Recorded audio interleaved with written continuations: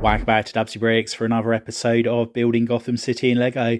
And first of all, I'd like to say a massive thank you for the donations in the last update from Brickery Builds Lego and also from Trooper Day 1717.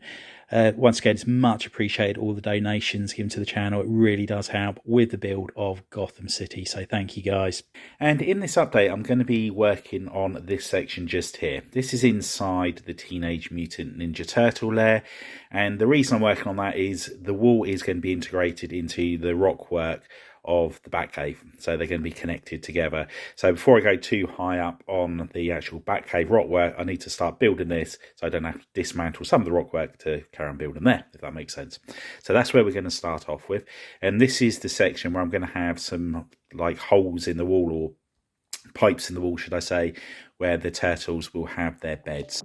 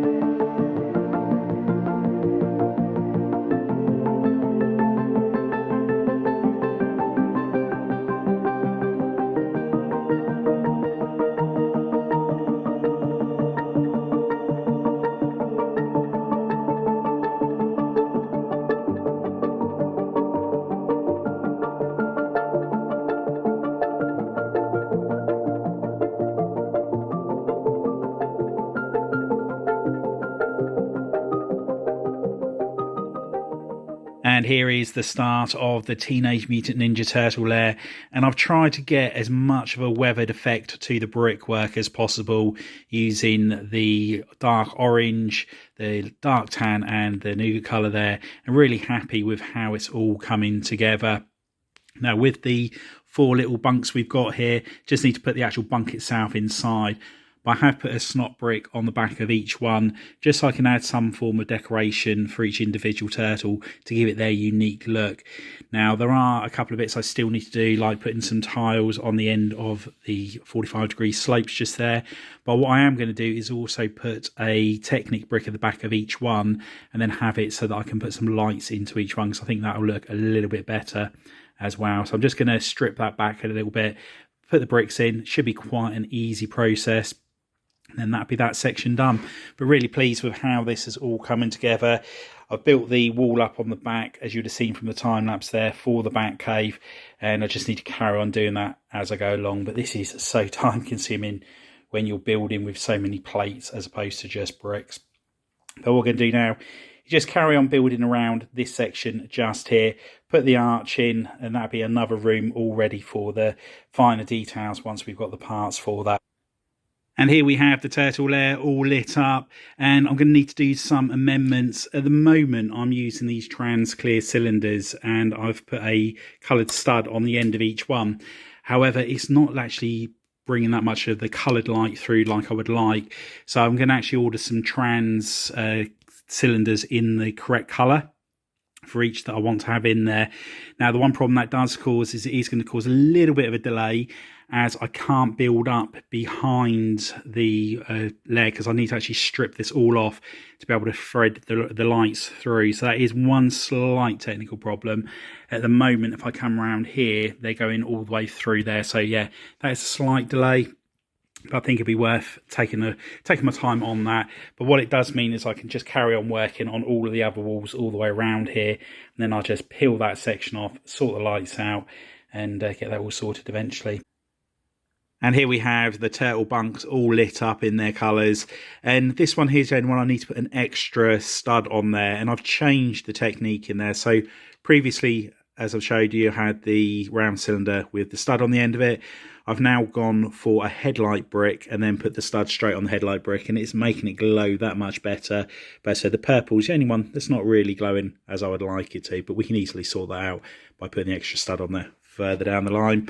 But now that we've done that, let's finally get back to finishing off the wall around the side here.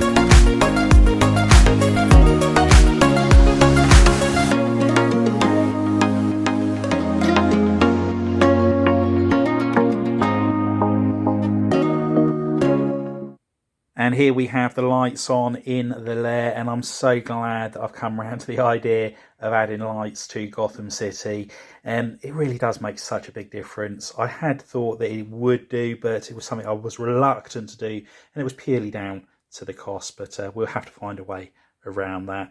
But yeah, I'm really loving the little area for the turtles where they each have their individual bunk.